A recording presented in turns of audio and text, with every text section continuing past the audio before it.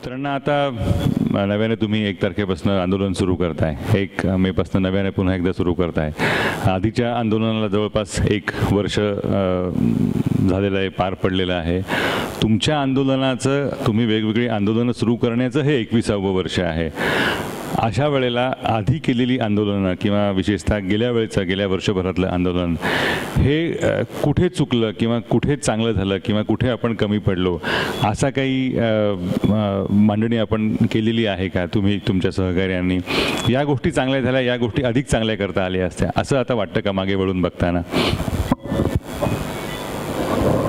गेली 20 वर्ष वेगवेगळे विषय घेऊन जे आंदोलनं चाललेले आहेत,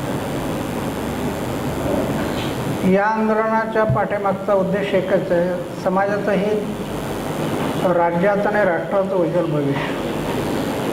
याच्यापेक्षा वेगळा विचार काहीच केलेला नाही. जी काही आंदोलन झाली ती समाजाच्या हितासाठी झाली, राज्याच्या हितासाठी झाली, राष्ट्राच्या हितासाठी. मग त्याच्यात भ्रष्टाचाराच्या विरोधात हे काही नवीन नाही आहे, पण याआधी जी आंदोलनं झाली त्यात कुठं भ्रष्टाचार झाला, पुरावा आला, त्याच्यावर आवाज उठवला, पुरावा आला आणि आवाज उठवला, अशा प्रकारची आंदोलनं सुरुवातीला झाली. आणि त्याच्यातून 6 कॅबिनेट मंत्री घरी गेले,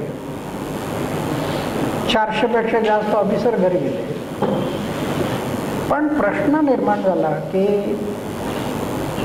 जसं आपण सांगितलं, काही उणेवा ह्या होत्या की मंत्री घरी जाऊन हा प्रश्न सुटेल का?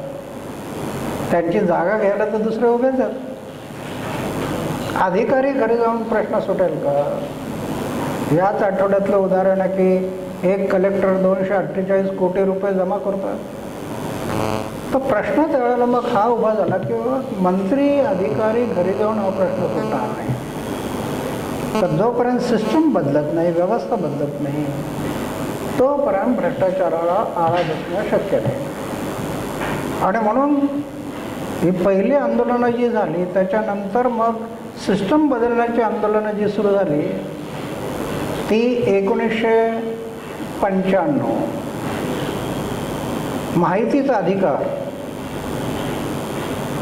हा माहितीचा अधिकार आहे 2003 आझाद मैदानात बसलो, माहितीचा आपला राईट टू इन्फॉर्मेशन. 10 वर्ष लढत राहिलो. सरकार हा म्हणत गेलं, करायला तयार नाही. शेवटी आझाद मैदानात बसावं लागलं, करेंगे मरेंगे.